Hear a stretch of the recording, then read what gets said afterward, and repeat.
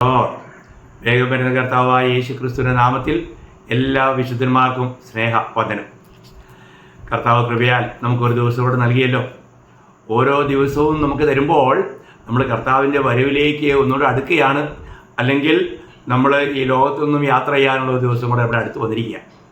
നമ്മുടെ ഒരുക്കങ്ങളൊക്കെ എത്രമാത്രം നന്നായി നടക്കണം. വിളിക്കപ്പെട്ട എല്ലാവർക്കും ഒരു പ്രത്യാശയുണ്ട്. നമ്മുടെ കർത്താവ് വരും, നാം കർത്താവിനോട് ചേരും. ഇല്ലെങ്കിൽ നമ്മളിവിടെ നിന്ന് വിളിക്കപ്പെടും, നമ്മളങ്ങ് പോകും, നമ്മൾ കർത്താവിൻ്റെ സന്നിധിയിലേക്ക് ചെല്ലും. അപ്പോൾ ആ ഒരുക്കങ്ങളിൽ നമ്മളായിരിക്കുന്നു. അപ്പം ഞാൻ ഇന്ന് നിങ്ങളോട് സംസാരിക്കുന്നത് ആത്മനിറവിനെക്കുറിച്ചാണ്. അപ്പോൾ ഇന്നലെ ആത്മാവിൻ്റെ അഭിഷേകത്തെക്കുറിച്ച് പറഞ്ഞപ്പോൾ എനിക്ക് പലരും ഫോൺ ചെയ്ത് പറഞ്ഞു, ഇതിന്ന് എപ്പോഴും സഭയിൽ കേട്ടുകൊണ്ടിരിക്കുന്നൊരു കാര്യമാണ്, അഭിഷേകം ഇറങ്ങി വരുന്നു, അഗ്നി ഇറങ്ങി വരുന്നു, നിങ്ങൾ സ്വീകരിക്കാൻ തയ്യാറായിക്കോ എന്നൊക്കെ പറയുന്ന പ്രസ്താവനകളൊക്കെ ഒരുപാട് എപ്പോഴും കേൾക്കാറുണ്ട് എന്ന് ചിലർ വിളിച്ച് പറയാനിടയായി. പ്രിയമുള്ളവരെ, നമ്മളൊരു കാര്യം പ്രത്യേകം മനസ്സിലാക്കുക, അഭിഷേകം എല്ലാ വ്യക്തികളും, തിരഞ്ഞെടുക്കപ്പെട്ട എല്ലാ വ്യക്തികൾക്കും ദൈവത്തിൻ്റെ പ്രവൃത്തിക്ക് വേണ്ടിയുള്ള, നിയോഗത്തിന് വേണ്ടിയുള്ള അഭിഷേകമാണ്.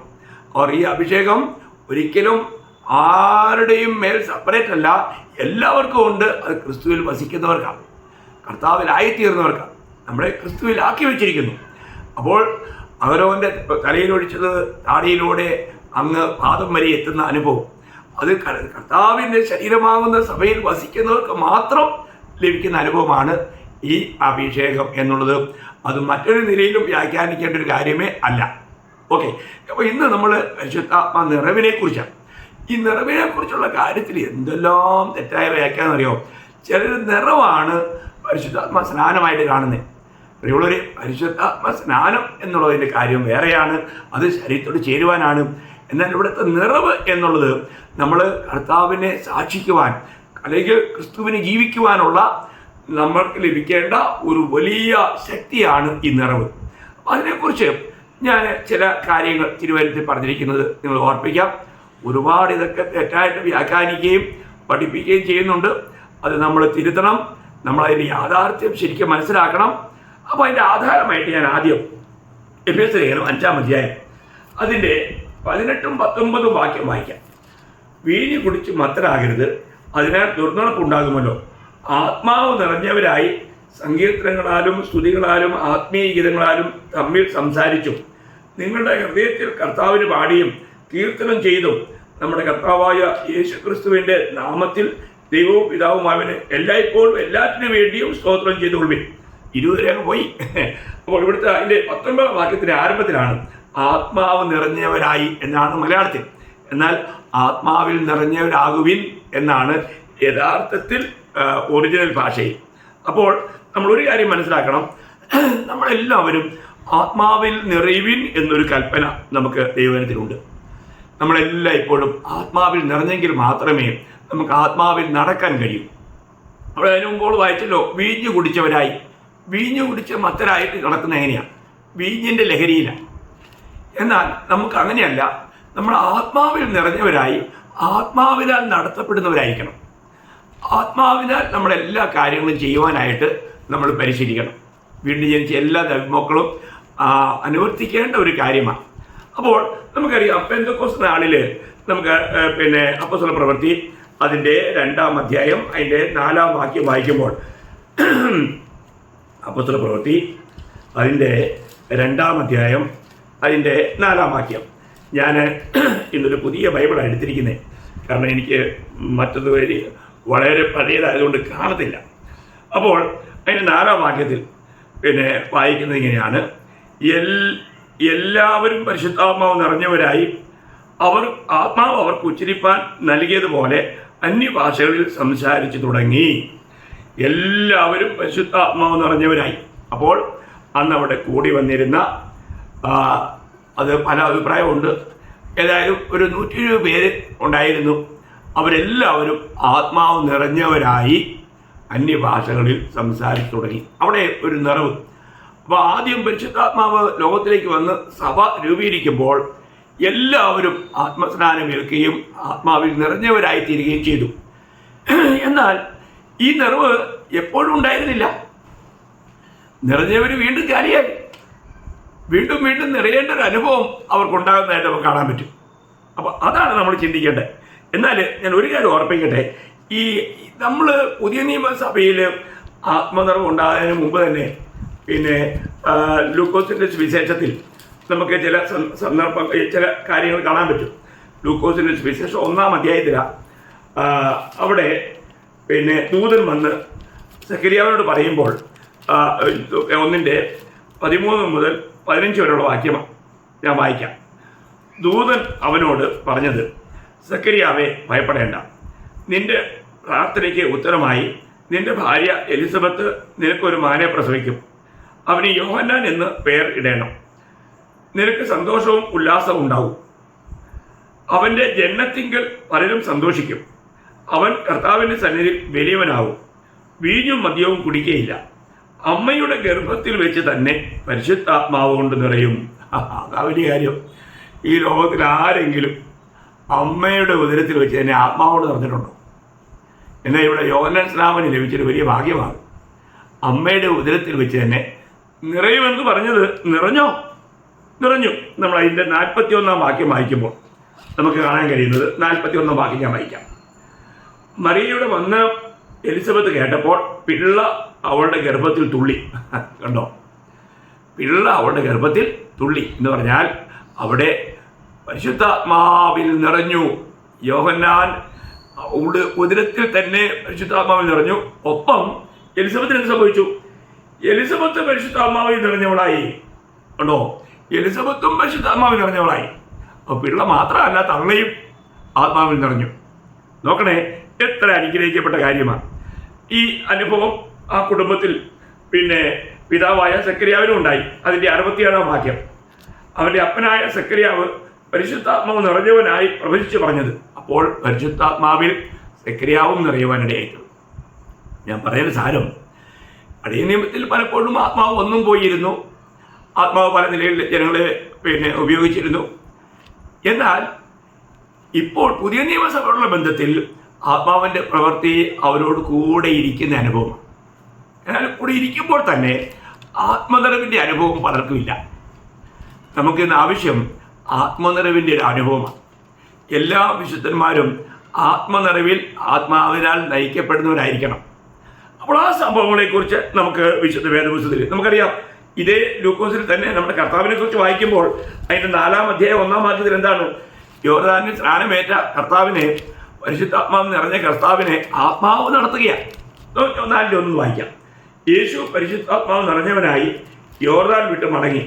ആത്മാവ് അവനെ മരുഭൂമിയിലേക്ക് നടത്തി. നോക്കണം, ചിലർ വിചാരിക്കുന്നത് പിശാചാ കൂട്ടിക്കൊണ്ട് പോയെന്നാ. പിശാചല്ല കൂട്ടിക്കൊണ്ട് പോയെ, ആത്മാവാ നടത്തിയേ. ആത്മാവ് നിറഞ്ഞവനെ ആത്മാവ് നടത്തുന്നു. അപ്പോൾ നമുക്ക് ഏറ്റവും വലിയൊരു കാര്യം നമ്മൾ ആത്മാവിൽ നിറയപ്പെടുന്നുണ്ടോ എന്നുള്ളതാണ്. ഇവിടെ നമ്മൾ അപ്പോസ്തലന്മാരെ സംബന്ധിച്ച് നമ്മൾ നോക്കുമ്പോഴത്തേക്കും പെന്തക്കോസ്ത് നാളിൽ ഈ ആത്മാവിൽ നിറഞ്ഞു കഴിഞ്ഞപ്പോൾ പിന്നെ പത്രോസ് ശിഷ്യന്മാരുടെ കൂടെ നിന്നുകൊണ്ട് തൻ്റെ ആദ്യത്തെ പ്രസംഗം ചെയ്യുന്നത് നമുക്കതിൻ്റെ 14 മുതൽ കാണാൻ കഴിയും. 14-ാം വാക്യം മുതൽ. അപ്പോൾ പത്രോസ് 11 പേരുടെ കൂടെ നിന്നുകൊണ്ട് താൻ പ്രസംഗിക്കുക. പ്രസംഗത്തിൻ്റെ വലിയ ഇമ്പോർട്ടൻ്റ് കാര്യം മാത്രമേ ഞാൻ പറയുന്നുള്ളൂ. ഇവിടെ പത്രോസിന് ഇത്രമാത്രം ധൈര്യം എവിടുന്ന? അതാ ഈ ആത്മനിറവിൽ നമുക്കൊരിക്കലും യാതൊരു ഭീതിയും ഉണ്ടായില്ല. വളരെ ധൈര്യമായിട്ട് നമുക്ക് ശുശ്രൂഷകൾ നിർവഹിക്കാൻ കഴിയും. ഈ ആത്മാവിൻ്റെ നിറവില്ലാത്തവരുടെ ഓരോ കാര്യങ്ങളും കാണുമ്പോൾ ആകെപ്പാടെ ഒരു തീരെ തളർന്ന മട്ടായിരിക്കും. എന്നാൽ ആത്മനിറവുള്ളവർ അങ്ങനെയായിരിക്കില്ല. വളരെ ധൈര്യമായിട്ടായിരിക്കും എല്ലാ കാര്യങ്ങളിലും നല്ല ധൈര്യത്തോടെ കാര്യങ്ങൾ ചെയ്യാനിടയാവും. അപ്പോൾ അവിടെ ഒരു കാര്യം ഞാൻ അതിനകത്ത് 1-2 കാര്യം മാത്രം ഓർപ്പിക്കാം. അതിൽ 23-ാം വാക്യത്തിൽ, 2-ാം അധ്യായം 23-ാം വാക്യത്തിൽ, അപ്പോൾ ദൈവം നിങ്ങൾക്ക് കാണിച്ചു തന്ന പുരുഷനായി നസ്രായനായ യേശുവിനെ ദൈവം തൻ്റെ സ്ഥിരനിർണയത്താലും മുന്നറിവിനാലും ഏൽപ്പിച്ചിട്ട് നിങ്ങൾ അവനെ അധർമ്മികളുടെ കയ്യാൽ തറപ്പിച്ചു കൊന്നു. നിങ്ങൾ കൊന്നു. ഓ, എത്ര ധൈര്യ! ഒരു പെൺകുട്ടിയുടെ മുമ്പിൽ ഞാൻ അവനെ അറിയുന്നില്ലെന്ന് പറഞ്ഞ ആളാണ്. ഇവിടെ ഇതാ ആത്മാവിൽ നിറഞ്ഞു കഴിഞ്ഞപ്പോൾ ഇവിടെ ഇരിക്കുന്ന സഭയുടെ മുമ്പിൽ, ജനത്തിൻ്റെ മുമ്പിൽ, അധികാരികളുടെ മുമ്പിൽ ധൈര്യമായിട്ട് പറയുവാൻ. നിങ്ങളത് ചെയ്തു. അതിൻ്റെ 36 വാക്യോടെ വായിക്കാം. ആകയാൽ നിങ്ങൾ ക്രൂശിച്ച ഈ യേശുവിനെ നോക്കാം. നിങ്ങൾ ക്രൂശിച്ച യേശു നോക്കണം. അവരുടെ മേൽ അതിൻ്റെ ദോഷം ആരോപിച്ചുകൊണ്ടാണ് പത്രോസോട് പ്രസംഗിക്കുന്നത്. എന്ത് ധൈര്യമുള്ള പ്രസംഗം! തെറ്റുകളെ അവർക്ക് ശക്തമായ ബോധം വരുത്തിക്കൊണ്ട് യാതൊരു ദാക്ഷിണ്യവുമില്ലാതെ ഒരു നിർഭയമായി പ്രസംഗിക്കുന്ന ഒരു പ്രസംഗം. അതാണ് ആത്മനിറവിൻ്റെ ഒരു പ്രത്യേകത. ഈ അനുഭവം നമുക്ക് തുടർമാനമായിട്ട് അവരുടെ ജീവിതത്തിൽ കാണാൻ പറ്റും. അതിൻ്റെ 4-ാം അധ്യായത്തിലേക്ക് വരുമ്പോൾ, 4-ാം അധ്യായം അപ്പോസ്തലപ്രവൃത്തി, അതിൻ്റെ 4-ാം അധ്യായം അതിൻ്റെ 5 മുതൽ 10 വരെ വായിക്കണം. ഞാൻ എല്ലാം വായിക്കുന്നില്ല. ഞാൻ അതിൻ്റെ 8 മുതൽ 10 വരെ വാക്യം ഞാൻ വായിക്കാം. പത്രോസ് ആത്മാവ് നിറഞ്ഞവനായി അവരോട് പറഞ്ഞത്, ജനത്തിൻ്റെ പ്രമാണികളും മൂപ്പന്മാരുമായുള്ളവരെ, ഈ ബലഹീന മനുഷ്യനുണ്ടായ ഉപകാരം നിമിത്തം ഇവൻ എന്തൊന്നിനാൽ സൗഖ്യമായി എന്ന് ഞങ്ങളെ ഇന്ന് വിസ്തരിക്കുന്നുവെങ്കിൽ, നിങ്ങൾ ക്രൂശിച്ചവനും ദൈവം മരിച്ചവരിൽ നിന്നും ഉയർപ്പിച്ചവനുമായി നസറായനായ യേശു ക്രിസ്തുവിൻ്റെ നാമത്തിൽ തന്നെ ഇവൻ സൗഖ്യമുള്ളവനായി നിങ്ങളുടെ മുമ്പിൽ നിൽക്കുന്നു എന്ന് നിങ്ങളെല്ലാവരും ഇസ്രായേൽ ഗ്രഹമൊക്കെയും അറിഞ്ഞുകൊള്ളുവീൻ. നോക്കണം, ഇവിടെയും 40-ലധികം പ്രായമുള്ള അമ്മയുടെ ഗർഭം മുതൽ മുടന്തനായ വ്യക്തിയുടെ സൗഖ്യത്തെക്കുറിച്ചുള്ള സംവാദമാണ്. അപ്പോൾ അത് എങ്ങനെ സംഭവിച്ചു? അത് കർത്താവായ യേശു ക്രിസ്തുവിൻ്റെ നാമത്തിലാണ് അവൻ സൗഖ്യമായിരിക്കുന്നത്. നിങ്ങൾക്കൊന്ന ആ യേശു ഉയർത്തെഴുന്നേറ്റിരിക്കുന്നു. എത്ര ധൈര്യമായ പ്രസ്താവനയാണ്! എത്ര അതാണ് ആത്മനിറവിൻ ശുശ്രൂഷ. ഏത് സ്ഥലത്തും ഏത് സമയത്തും നമുക്ക് ഈ ആത്മനിറവിൽ നമുക്ക് ശുശ്രൂഷിക്കുവാൻ കഴിയണം. അതിൻ്റെ തന്നെ ഈ പ്രതികൂലങ്ങളെല്ലാം ഉണ്ടായി കഴിഞ്ഞപ്പോൾ അവർക്ക് വലിയ ഭീഷണി ഉണ്ടായി. ഞാൻ അപ്പോൾ ചിന്തിക്കുണ്ടായി, പത്രോസൊക്കെ പറഞ്ഞതുപോലെ അത്ര ധൈര്യമായിട്ട് പ്രതികൂലത്തിൽ പറയുവാൻ നമുക്ക് കഴിയുമോ? അവരോട് പറഞ്ഞു. അതിൻ്റെ അതേ 4-ന്റെ 18 മുതൽ, പിന്നെ അവരെ വിളിച്ചിട്ട് യേശുവിൻ്റെ നാമത്തിൽ അശേഷം സംസാരിക്കരുത്, ഉപദേശിക്കുകയുമരുത് എന്ന് കൽപ്പിച്ചു. അതിന് പത്രോസ് യോഹന്നാനും, ദൈവത്തെക്കാൾ അധികം നിങ്ങളെ അനുസരിക്കുന്നത് ദൈവത്തിൻ്റെ മുൻപാകെ ന്യായമോ എന്ന് വിധിപ്പിൻ. എന്തൊരിതാ! ഞാൻ അപ്പോൾ ഒരു സംഭവം ഓർക്കുകയുണ്ടായി. ഇവിടെ ഈ നാസിക്കിൽ 12 വർഷം കൂടുമ്പോൾ ഒരു കുംഭമേള നടക്കാറുണ്ട്. അപ്പം ഇതിനു മുമ്പിലത്തെ കുംഭമേളയിൽ പിന്നെ ആ സമയത്ത് ഇവിടുത്തെ പോലീസ് കമ്മീഷണർ എല്ലാ ശുശ്രൂഷകന്മാരെയും വിളിച്ചിട്ട് ഒരു മീറ്റിംഗ് നടത്തി. അപ്പോൾ നമ്മുടെ എല്ലാം ഫോൺ നമ്പർ അവരുടെ ഉണ്ട്. അവർ ഫോൺ വിളിച്ച് പറഞ്ഞ് സമയത്ത് ഞങ്ങളെല്ലാവരും കൂടി ഏകദേശം ഒരു 250 പേര്, അതിനകത്ത് അച്ഛന്മാരും മെത്രാന്മാരും പിന്നെ മറ്റുള്ള CNAയിലെ റോമൻ കാത്തലിക്കിലെ മാർത്തോമായിലെ യാക്കോബായിലെ മറ്റ് എന്തൊക്കെ സമൂഹങ്ങളിലെ ബ്രദറുടെ എൽഡേഴ്സ് എല്ലാവരും അവരൊരുമിച്ച് കൂട്ടിയിട്ട് പറഞ്ഞു, ഒരു വലിയ ഒരു പ്രസ്താവന എന്ന് പറഞ്ഞാൽ, ഈ കുംഭമേള നടക്കുമ്പോൾ ഇവിടെ നിങ്ങൾ ക്രിസ്ത്യാനികൾ എന്ത് ചെയ്യും? ആ സമയത്ത് ട്രാക്റ്റുകൾ കൊടുക്കുകയും അത് വലിയ പ്രശ്നങ്ങൾ സൃഷ്ടിക്കുകയും ചെയ്യും. അതുകൊണ്ട് ഒരു കാരണവശാലും അങ്ങനെ ചെയ്യരുത്. കാരണം ഇത് ലോകം മുഴുവൻ കാണുന്നതാണ്. അത് ഇന്ത്യക്ക് അപമാനമാകും. അങ്ങനെയുള്ളവരെ വലിയ കഠിന ശിക്ഷയ്ക്ക് പാത്രമാകും. അതുകൊണ്ട് അങ്ങനെ ചെയ്യരുത് എന്ന് പറഞ്ഞ്, എന്നിട്ട് ആരെങ്കിലും അങ്ങനെ ചെയ്യുന്നത് കണ്ടാൽ നിങ്ങൾ ഞങ്ങളെ അറിയിക്കണം. അവരെ ഞങ്ങൾ ഉടനെ അറസ്റ്റ് ചെയ്ത് ജയിലിലിടും. ഇങ്ങനെയുള്ള ചില സംഭാഷണങ്ങളും കാര്യങ്ങളൊക്കെ ഉണ്ടായി. ചുരുക്കമായി പറയട്ടെ, എല്ലാവരും ഞങ്ങൾ നിങ്ങളോട് സഹകരിക്കാം, ഞങ്ങൾ അങ്ങനെ ചെയ്യാം എന്ന് പറഞ്ഞു. അപ്പോൾ ഞാൻ മുൻനിരയിൽ തന്നെയാണ് എന്നെ ഇരുത്തിയത്. ഞാൻ ഒന്നും മിണ്ടിയില്ല. അത് ഈ കമ്മീഷണർ വളരെ നോട്ട് ചെയ്തു. എല്ലാവരും വളരെ സന്തോഷമായിട്ട് അദ്ദേഹത്തെ സന്തോഷിപ്പിക്കാനായിട്ട് എല്ലാം പറഞ്ഞു. മാത്രമല്ല അവരാരും ഇതൊന്നും പറയാറുമില്ല. ഏതായാലും ഈ മീറ്റിംഗ് എല്ലാം കഴിഞ്ഞപ്പോൾ ഇതേ എൻ്റെ അടുത്ത് വന്നു. അപ്പം എല്ലാം കഴിഞ്ഞപ്പോൾ എൻ്റെ അടുത്ത് വന്ന് ചോദിച്ചു, പിന്നെ നിങ്ങൾ മാത്രം ഒന്നും പറഞ്ഞില്ലല്ലോ, ബാക്കി എല്ലാവരും സപ്പോർട്ട് ചെയ്യാമെന്ന് പറഞ്ഞു, നിങ്ങൾ മാത്രം ഒന്നും പറഞ്ഞില്ലല്ലോ എന്ന് പറഞ്ഞു. അപ്പോൾ ഞാൻ ഹിന്ദി ബൈബിളാണ് കൊണ്ടുവരുന്നത്. ഞാൻ ഈ വാക്യം അദ്ദേഹത്തോടൊന്ന് വായിപ്പിച്ചു. ഞാൻ 19 വാക്യം 4:19. അതിൽ പത്രോസ് യോഹന്നാനും, ദൈവത്തെക്കാൾ അധികം നിങ്ങളെ അനുസരിക്കുന്നത് ദൈവത്തിന് മുമ്പാകെ ന്യായമോ എന്ന് വിധിപ്പിൻ. നിങ്ങൾ പറ. കാരണം ഇത് കർത്താവിൻ്റെ കൽപ്പനയാണ് എല്ലാവരോടും പറയണമെന്നുള്ളത്. നിങ്ങൾ പറയുന്നത് പറയരുതെന്ന് പറ. നിങ്ങളുടെ വാക്ക് കേൾക്കണോ ദൈവത്തിൻ്റെ വാക്ക് കേൾക്കണോ? ഉടനെ അതേ എന്നോട് എന്നെ പറഞ്ഞറിയോ, നിങ്ങൾക്ക് അനുവാദം തന്നിരിക്കുന്നു, നിങ്ങൾക്കും നിങ്ങളുടെ കൂടെയുള്ളവർക്കും ചെയ്യാം. ഇത് ഇവിടെ അനുഭവിച്ച കാര്യമാണ്, നമ്മൾ മനസ്സിലാക്കണം. അപ്പോൾ നമ്മൾക്കത് ധൈര്യമായിട്ട് അവരോട് പറയുവാൻ നമുക്ക് ഈ ദൈവത്തിൻ്റെ വചനം എടുത്ത് പറയണമെങ്കിൽ എന്ത് വേണം? നമുക്ക് ആത്മാവിൻ്റെ ഒരു നിറവ് വേണം. അതിനുള്ള ഒരു ബലം ഈ ആത്മാവിലൂടെ നമുക്ക് ലഭിക്കണം. പ്രിയമുള്ളവരെ, അന്ന് വലിയ പ്രശ്നങ്ങളൊക്കെ ഉണ്ടായി. അതിൻ്റെ മധ്യത്തിൽ ഞങ്ങൾക്ക് അവരോട് പോയി വചനം പറയാനും പോലീസുകാർ തന്നെ പറഞ്ഞു, നിങ്ങളെ കൊണ്ട് ഇവരെ സമാധാനിപ്പിക്കാൻ പറ്റുമെന്ന് പറഞ്ഞുകൊണ്ട് ഞങ്ങളെ വിളിച്ചിട്ട് ചെയ്യിപ്പിച്ചു. എത്ര മനോഹരമാണ് ദൈവത്തിൻ്റെ പ്രവൃത്തി. അപ്പോൾ ഇവിടെ ഇവർക്ക് വളരെയധികം ഭീഷണി ഉണ്ടായി. ഉടനെ അവരെന്ത് ചെയ്യുന്നറിയാമോ? അതിൻ്റെ 29 മുതൽ 31 വരെ വായിക്കുമ്പോൾ, ഇപ്പോഴോ കർത്താവെ അവരുടെ ഭീഷണികളെ നോക്കണമേ, സൗഖ്യമാക്കുവാൻ നിന്റെ കൈ നീട്ടുന്നതിനാലും നിന്റെ പരിശുദ്ധദാസനായ യേശുവിൻ്റെ നാമത്തിൽ അടയാളങ്ങളും അത്ഭുതങ്ങളും ഉണ്ടാകുന്നതിനാലും നിന്റെ വചനം പൂർണ്ണ ധൈര്യത്തോടു കൂടെ പ്രസ്താവിപ്പാൻ നിന്റെ ദാസന്മാർക്ക് കൃപ നൽകണമേ. ഇങ്ങനെ പ്രാർത്ഥിച്ചപ്പോൾ അവർ കൂടിയിരുന്ന സ്ഥലം കുലുങ്ങി. എല്ലാവരും പരിശുദ്ധാത്മാവ് നിറഞ്ഞവരായി ദൈവവചനം ധൈര്യത്തോടെ പ്രസ്താവിച്ചു. എല്ലാവരും ധൈര്യത്തോടെ പ്രസ്താവിച്ചു. എല്ലാവരും ആത്മാവ് നിറഞ്ഞവരായി. നമ്മളൊരു കാര്യം മനസ്സിലാക്കണം, ഇവിടെ ആത്മനിറവ് തുടർമാനമായിട്ട് ഇങ്ങനെയുള്ള ആത്മനിറവിൻ്റെ അനുഭവങ്ങൾ. അപ്പോൾ ഇതിനു മുൻപ് ആത്മനിറവ് ഉണ്ടായിരുന്നവരാ, പക്ഷേ ആ സമയത്ത് ആത്മനിറവ് ഇല്ലായിരുന്നു.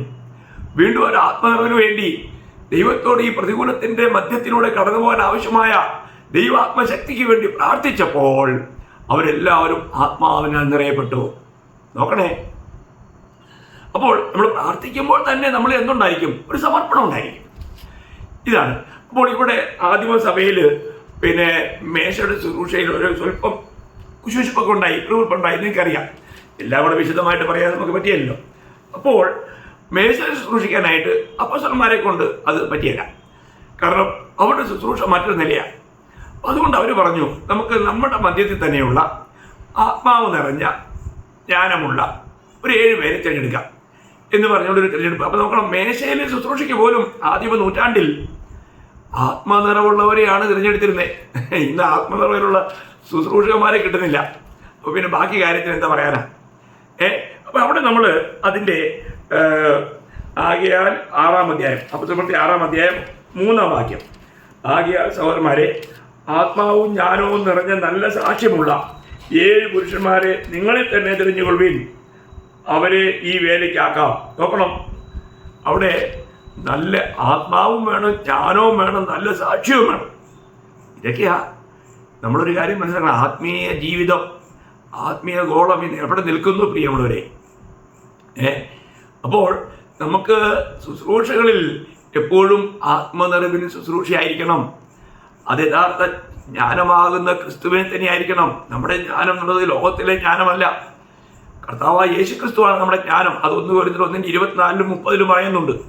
അപ്പോൾ ഈ യഥാർത്ഥ ജ്ഞാനം, ഈ ക്രിസ്തുവിൽ ജ്ഞാനികളായ, അതുപോലെ തന്നെ സാക്ഷ്യമുള്ള, സാക്ഷ്യം ഇന്ന് സാക്ഷ്യമില്ലല്ലോ, യഥാർത്ഥമായ നല്ല സാക്ഷ്യമുള്ളവരായിരിക്കണം. അങ്ങനെ അവർ 7 പേരെ തിരഞ്ഞെടുത്തു. അതിലൊരാളായിരുന്നു സ്തെഫാനോസ്. നമുക്ക് സ്തെഫാനോസിൻ്റെ ജീവിതത്തെക്കുറിച്ച് വായിക്കുമ്പോൾ അതിൻ്റെ 5-ാമത്തെ വാക്യം, ഈ വാക്ക് കൂട്ടത്തിനൊക്കെയും ബോധ്യമായി, വിശ്വാസവും പരിശുദ്ധാത്മാവും നിറഞ്ഞ പുരുഷനായ സ്തെഫാനോസ്, ഫിലിപ്പോസ്, അങ്ങനെ 7 പേരെ അവർ തിരഞ്ഞെടുത്തു. എന്നിട്ട് ഈ സ്തെഫാനോസിൻ്റെ ജീവിതത്തിൽ എന്താ ഉണ്ടായത്? സ്തെഫാനോസിൻ്റെ ജീവിതത്തെക്കുറിച്ച് നമ്മളൊന്ന് പഠിക്കുന്നത് നല്ലതാണ്. അതിൻ്റെ 8 മുതൽ 10 വരെ വായിക്കുമ്പോൾ, അനന്തരം സ്തെഫാനോസ് കൃപയും ശക്തിയും നിറഞ്ഞവനായി ജനത്തിൽ വലിയ അത്ഭുതങ്ങളും അടയാളങ്ങളും ചെയ്തു. അപ്പോൾ സ്തെഫാനോസ് അവിടെ ശുശ്രൂഷയ്ക്ക് വേണ്ടി മുമ്പോട്ട് വന്നു. എന്നാൽ അവൻ അതിൻ്റെ 10-ാം വാക്യം, അവൻ സംസാരിച്ച ജ്ഞാനത്തോടും ആത്മാവോടും എതിർത്ത് നിൽപ്പാൻ ആർക്കും കഴിഞ്ഞില്ല. നോക്കണം, അതാ ദൈവത്തിൻ്റെ വാഗ്ദത്തം. കർത്താവിന് വേണ്ടി നമ്മൾ മുമ്പോട്ട് ഇറങ്ങുമ്പോൾ കർത്താവ് നമ്മളെ ശക്തീകരിക്കും. ഈ വാഗ്ദത്തം നിങ്ങൾക്കറിയാം. ലൂക്കോസിന്റെ സുവിശേഷത്തിൽ 21-ാം അധ്യായത്തിൽ ഈ വാഗ്ദത്തം നമുക്ക് കാണാൻ കഴിയും. 21-ന്റെ 15-ാം വാക്യമാണ്, നിങ്ങളുടെ എതിരികൾക്ക് ആർക്കും ചെറുപ്പാനോ എതിർ പറയുവാനോ കഴിയാത്ത വാക്കും ജ്ഞാനവും ഞാൻ നിങ്ങൾക്ക് തരും. ഇങ്ങനെയുള്ള അനുഭവങ്ങളൊക്കെ ദൈവമക്കൾക്ക് വേണം കേട്ടോ. എപ്പോഴും അനേക ഇടങ്ങളിൽ ദൈവത്തിൻ്റെ ആത്മാവിലുള്ള ഇങ്ങനെയുള്ള അനുഭവങ്ങൾ ധാരാളമായി ആസ്വദിച്ചുകൊണ്ട് ജീവിക്കുന്ന ഒരു വ്യക്തിയാണ് എളിയവനായ ഞാൻ. കൃപയാൽ അതൊക്കെ പറയുന്നതിൽ വലിയ സന്തോഷമുണ്ട്. അത് യാതൊരു അതിനകത്ത് നിഗളവുമില്ല. കർത്താവിൻ്റെ കൃപ എന്ന് മാത്രമേ പറയുന്നുള്ളൂ. കർത്താവ് കൃപയാൽ ഈ കാര്യങ്ങൾക്കൊക്കെ വേണ്ടി ഒരുക്കി നടത്തുന്നു. പ്രിയമുള്ള ദൈവജനമേ, നമ്മൾ മനസ്സിലാക്കണം, നമ്മുടെ ജീവിതത്തിൽ ഏത് പ്രതികൂലത്തിൻ്റെ മധ്യത്തിലും ഈ പരിശുദ്ധാത്മ നിറവുണ്ടെങ്കിൽ നമുക്കതിനെയൊക്കെ അതിജീവിച്ച് കർത്താവിനെ ഉയർത്തി കാണിക്കാൻ കഴിയും. അപ്പോൾ വീണ്ടും നമ്മൾ കാണുന്നത് അത് അതിൻ്റെ 7-ാം അധ്യായത്തിലേക്ക് വരുമ്പോൾ ഈ പരിശുദ്ധാത്മാവിൽ നിറഞ്ഞുള്ള ശുശ്രൂഷയിൽ സ്തഫാനോസിന് വളരെ പ്രതികൂലമുണ്ടായി. താനാണല്ലോ സഭയിലെ ആദ്യത്തെ 1ാമത്തെ രക്തസാക്ഷി. അപ്പോൾ ഇവിടെ നമ്മൾ വായിക്കുമ്പോൾ അതിൻ്റെ ഒരുപാട് കാര്യങ്ങളുണ്ട്. അതിൻ്റെ 54-ാം വാക്യം, ഇത് കേട്ടപ്പോൾ അവർ കോപപരവശരായി അവൻ്റെ നേരെ പല്ല് കടിച്ചു. അവനോ പരിശുദ്ധാത്മാവ് നിറഞ്ഞവനായി സ്വർഗത്തിലേക്ക് ഉറ്റുനോക്കി. ദൈവമഹത്വവും ദൈവത്തിൻ്റെ വലത്ത് ഭാഗത്ത് യേശു നിൽക്കുന്നതും കണ്ടു. നോക്കണേ, ആത്മനിറവ് പ്രതികൂലത്തിൻ്റെ മധ്യത്തിൽ തൻ്റെ ദാസനെ ആത്മാവിൽ നിറച്ച് സ്വർഗം തുറന്ന് എത്ര പ്രകാശവർഷങ്ങൾക്ക് അപ്പുറമാണ്. ചിന്തിക്കണം, സിംഹാസനത്തിൽ ഇരിക്കുന്ന കർത്താവ് നിൽക്കുന്നതായിട്ടാണ് കണ്ടേ. തൻ്റെ ദാസനെ എതിരേൽക്കുവാൻ വലിയവനായ ദൈവം എഴുന്നേറ്റ് തന്നെ ആദരിക്കുക, കൈക്കൊള്ളുകയാണ്. എത്ര വിലപ്പെട്ട കാര്യമാണ്. പ്രിയമുള്ളവരെ, ആത്മനിറവിൻ ജീവിതത്തിൽ നമുക്കെപ്പോഴും സ്വർഗീയമായ കാഴ്ചപ്പാടിലൂടെ മുമ്പോട്ട് പോകാൻ കഴിയും. നിത്യതയുടെ കാഴ്ചപ്പാടിൽ ഇന്ന് അനേർക്കും നിത്യതയുടെ കാഴ്ചപ്പാടില്ല. അത് ഈ ആത്മനിറവ് നമുക്ക് തുടർമാനമായിട്ട് ആത്മനിറവിന് അനുഭവം വേണം. നമ്മുടെ എത്ര ആത്മാവ് നിറഞ്ഞാലും അടുത്ത ക്ഷണത്തിൽ ചിലപ്പോൾ നമ്മുടെ ഈ ആത്മനിറവങ്ങ് പോകും കേട്ടോ.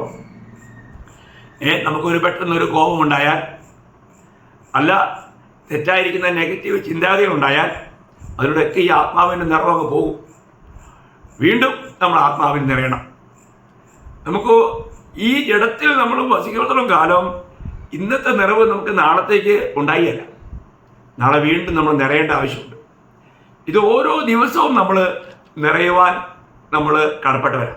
എങ്കിൽ മാത്രമേ നമുക്കൊരു ശരിയായ നിലയിലുള്ള ഒരു ആത്മീയ ജീവിതം സാധിക്കുകയുള്ളൂ. അപ്പോൾ ആത്മനിറവിൽ ജീവിതം നയിച്ച മറ്റൊരു വ്യക്തിയാണ് ബർന്നബാസ്. ബർന്നബാസിനെ കുറിച്ച് നമ്മൾ അതേ അപ്പോസ്തല പ്രവൃത്തി 11-ാം അധ്യായം ഒരുപാട് പറയാനുണ്ടെങ്കിലും എനിക്ക് സമയം നോക്കുമ്പോൾ സമയമൊന്നും കൂടുതലായിട്ട് അനുവദിക്കുന്നില്ല. അതുകൊണ്ട് മാത്രം ഞാൻ സ്വല്പം വേഗത്തിൽ പോകുന്നു. 11-ാം അധ്യായം അതിൻ്റെ അവിടെ യെരൂശലേം സഭയ്ക്ക് അന്യജാതിക്കാരായിരിക്കുന്ന കുറച്ച് പേര് വിശ്വാസി വന്നത് കേട്ടപ്പോൾ ഈ ബർന്നബാസിനെ അവരുടെ മധ്യത്തിൽ അയക്കുന്നു. അതിൻ്റെ 22 മുതൽ വായിക്കാം. അവരെക്കുറിച്ചുള്ള ഈ വർത്തമാനം യെരൂശലേമിൽ സഭ ചെവിയിലെത്തിയപ്പോൾ അവർ ബർന്നബാസിനെ അന്ത്യോക്യയോട് പറഞ്ഞയച്ചു. അവൻ ചെന്ന് ദൈവകൃപ കണ്ട് സന്തോഷിച്ചു. എല്ലാവരും ഹൃദയ നിർണയത്തോടെ കർത്താവിനോട് ചേർന്ന് നിൽപ്പാൻ തക്കവണ്ണം പ്രബോധിപ്പിച്ചു. അവൻ നല്ല മനുഷ്യനും, ബർന്നബാസ്, അവൻ നല്ല മനുഷ്യനും പരിശുദ്ധാത്മാവിനാലും വിശ്വാസത്താലും നിറഞ്ഞവനുമായിരുന്നു. വളരെ പുരുഷാരം കർത്താവിനോട് ചേർന്നു. അപ്പോൾ അന്യജാതികളോട് ചെറിപ്പോയവരൊന്നും അധികം വചനം പറഞ്ഞില്ല. എന്നാൽ കുറച്ച് പേര് അവർ പറയാനിടയായി തീർന്നു. അങ്ങനെയാണ് അവിടെ അന്യജാതിക്കാരായിട്ടുള്ള അനേകർ വിശ്വാസത്തിൽ കടന്നു വരാനിടയായി. അവരുടെ മധ്യത്തിലാണ് ബർന്നബാസ് വന്നിട്ട് ദൈവം ചെയ്ത കൃപ കണ്ട് സന്തോഷിക്കാനിടയായി. തൻ്റെ അനുഭവം പറയുകയാണ്. താൻ എങ്ങനെയുള്ള ആളായിരുന്നു? അവൻ ആത്മാവിൽ നിറഞ്ഞവനായിരുന്നു, വിശ്വാസത്തിൽ നിറഞ്ഞവനായിരുന്നു. എത്ര നല്ല സാക്ഷ്യമാണ്. അതാ പ്രിയമുള്ളവരെ, നമ്മൾ വളരെ ആത്മനിറവോടെ ജീവിക്കുവാൻ നമ്മൾ ഉത്സാഹിക്കണം. ഇത് ബർന്നബാസിനെ കുറിച്ചുള്ള അനുഭവമാണ്. മറ്റൊരു പൗലോസിനെ കുറിച്ചൊരു അനുഭവം ഞാൻ പറയാം. കാരണം അതിൻ്റെ 13-ാം അധ്യായം അതിൻ്റെ 7 മുതൽ വായിക്കണം 12 വരെ. ഞാൻ അതിൻ്റെ 6 മുതൽ വായിക്കണം. ആക്ച്വലി അവർ ദ്വീപിൽ കൂടി പാഫോസ് വരെ ചെന്നപ്പോൾ ബർയേശു എന്ന് പേരുള്ള യഹൂദനായി കള്ളപ്രവാചകനായ ഒരു വിദ്വാനെ കണ്ടു. അവൻ ബുദ്ധിമാനായ സെർഗ്യോസ് പൗലോസ് എന്ന ദേശാധിപതിയോടുകൂടെ ആയിരുന്നു.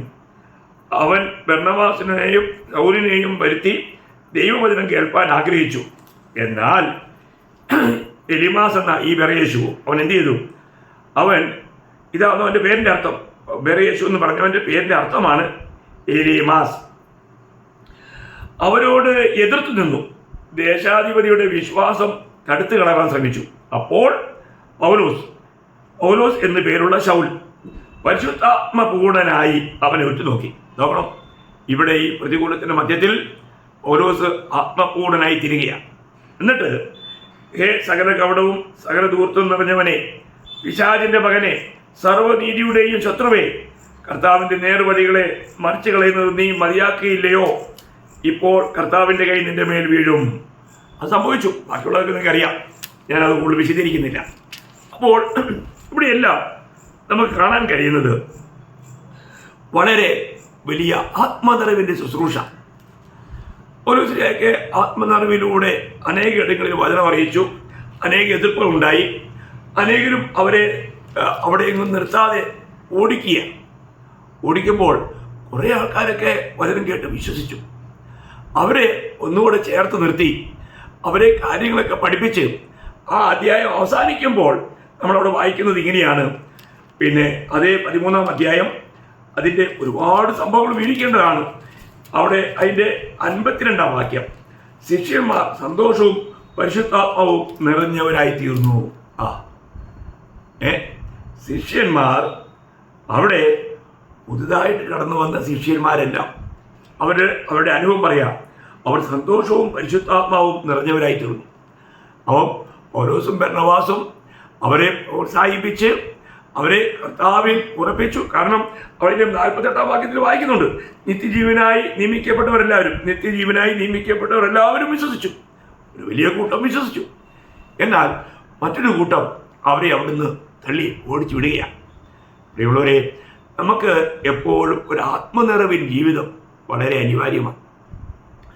ഞാൻ കുറച്ച് ദിവസം മുമ്പ് നടന്നൊരു സംഭവം പറഞ്ഞാൽ നിർത്താം. നമ്മുടെ ഒരു സഹോദരൻ, ഹിന്ദു കുടുംബത്തിൽ നിന്ന് വന്നൊരു സഹോദരൻ രക്ഷിക്കപ്പെട്ട് വന്നു കഴിഞ്ഞപ്പോൾ അദ്ദേഹത്തിൻ്റെ ഭാര്യയും അദ്ദേഹത്തിൻ്റെ അനിയനും കൂടി രാവിലെ 4 മണിക്ക് ഞങ്ങളുടെ വീട്ടിൽ വന്ന് ഭയങ്കര വിപ്ലവം ഉണ്ടാക്കി. അപ്പോൾ ഞാൻ 3 മണി പോയി പ്രാർത്ഥനയിൽ ആത്മാവിൽ നിറഞ്ഞ് കർത്താവിനെ മഹത്വപ്പെടുത്തിക്കൊണ്ടിരിക്കുമ്പോഴാണ് ഇവിടെ വരവ്. വന്ന് ഭയങ്കര തെരുവിളി, ഭൂലോകത്തിലെങ്ങും ഇല്ലാത്ത വൃത്തികേട്, ഭയങ്കര ഒച്ചത്തിൽ ബിൽഡിങ് ഇളക്കും. അതിരാവിലെ 4 മണിക്ക് സമയം. ഗ്രേസ് വന്നപ്പോൾ ഗ്രേസിനെ എടുത്തെറിഞ്ഞു. ഇവിടെ ഇരുന്ന ഗ്ലാസും കാര്യമെല്ലാം പൊട്ടിച്ചു, പൂക്കളെല്ലാം വലിച്ചെറിഞ്ഞു. ആകപ്പാടെ ഇവിടെ ഒരു വല്ലാത്ത പരിവം ഉണ്ടാക്കി. നമ്മളിങ്ങനെ പ്രാർത്ഥനയോടെ ഇരിക്കുക, വളരെ ശാന്തമായിട്ട് അവരോട് ദൈവാത്മാവിൽ ഇടപെടാനിടയായി. വളരെ അത്ഭുതം എന്ന് പറയട്ടെ, അവർ തന്നെ കുറേ കഴിഞ്ഞ് ക്ഷീണിച്ച് മടങ്ങിപ്പോകാനിടയായി. ഞാൻ പറഞ്ഞതിന് സാരം, ദൈവത്തിൻ്റെ ആത്മാവിൽ നിറഞ്ഞ ഒരു അനുഭവത്തിലല്ലെങ്കിൽ നമുക്ക് എങ്ങനെയായിരിക്കാം ആ സമയത്ത് നമ്മൾ അഭിമുഖീകരിക്കുക? നമ്മൾ ചിന്തിക്കണം, വീട്ടിൽ കടന്നു വന്ന് ഭയങ്കര വിപ്ലവം, എല്ലാം തല്ലി ഉടക്കുക, പലതും വെച്ച് എറിഞ്ഞു. എന്നാലും എൻ്റെ വില കൊണ്ടില്ല അത്. എനിവേ, ഞാൻ പറയുന്ന സാരം, പ്രിയമുള്ളവരെ, നമുക്കൊരു ആത്മനിറവിൻ ജീവിതം എത്ര അനിവാര്യമാണ്. ഞാൻ സാധാരണ പറയാറുണ്ട്, ഒരു പട്ടി മനുഷ്യനെ കടിച്ചാൽ വലിയ വാർത്തയൊന്നുമല്ല, എന്നാൽ മനുഷ്യൻ പട്ടിയെ കടിച്ചാൽ അതൊരു വലിയ വാർത്തയാണ്. ഇതുപോലെ ഒരു ദൈവ പൈതൽ മറ്റുള്ളവരെ എന്തെങ്കിലും മോശമായിട്ടൊരു സംസാരം, ഒരു വാക്ക് പോലും വന്നാൽ അത് വലിയൊരു സംസാരമായിരിക്കും. എന്നാൽ കൃപയാൽ ദൈവത്തിൻ്റെ ആത്മാവിൻ്റെ ആ നിറവിൽ ആയിരുന്നത് കൊണ്ട് അങ്ങനെ എല്ലാ കാര്യങ്ങളെയും വളരെ സന്തോഷത്തോടെ, സ്നേഹത്തോടെ, സൗമ്യതയോടെ ഇന്നും നമ്മൾ അവരെയൊക്കെ ആത്മാർത്ഥമായി സ്നേഹിച്ചുകൊണ്ട് നമുക്ക് അവരോട് ഇടപെടാൻ കഴിയുന്നു. അത് കർത്താവിൻ്റെ വലിയ കൃപയാണ്. അപ്പോൾ അതുകൊണ്ട് ഞാനൊരു കാര്യം പറയട്ടെ, നമുക്ക് എന്നും ഓരോ ദിവസവും നമ്മൾ ആത്മാവിൽ നിറയപ്പെടണം. ഇത് ഓരോ ഭക്തൻ്റെയും കർത്തവ്യമാണ്. ഇത് ദൈവത്തിന് നമ്മളോടുള്ള കൽപ്പനയാണ്. ആ കാര്യം നമ്മൾ സൂക്ഷിക്കണം. ആത്മനിറവിൻ ജീവിതം നമ്മൾ എന്ത് ചെയ്യണം? നമ്മളെ ദൈവത്തിലേക്ക് വന്ന് ദൈവത്തിന് മുഴങ്ങാൻ മടക്കി നമ്മളെ തന്നെ സമർപ്പിക്കണം. പ്രാർത്ഥന എന്ന് പറയുമ്പോൾ തന്നെ അവിടെ സമർപ്പണമാണല്ലോ. എന്നിട്ട് നമ്മൾ എന്ത് പറയണം? കർത്താവായ യേശുവേ, ഞാൻ അങ്ങയെ സ്നേഹിക്കുന്നു. അത് നമുക്ക് ആത്മാവിലെ പറയാൻ കഴിയും. അതിനുശേഷം നമ്മൾ ആത്മാവിൽ എന്ത് ചെയ്യും?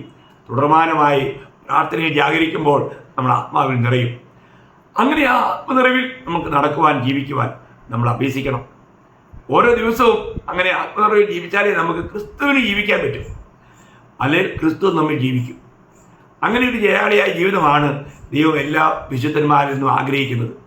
അങ്ങനെ ഒരു ജയകരമായ ജീവിതം, ഒരു ആത്മനിറവിൻ ജീവിതം നയിക്കുവാൻ ഈ വചനങ്ങളാൽ ദൈവമായ കർത്താവ് നിങ്ങളെല്ലാവരെയും സഹായിക്കട്ടെ. കർത്താവിന് മാത്രം ലഭിക്കട്ടെ. ആമേൻ.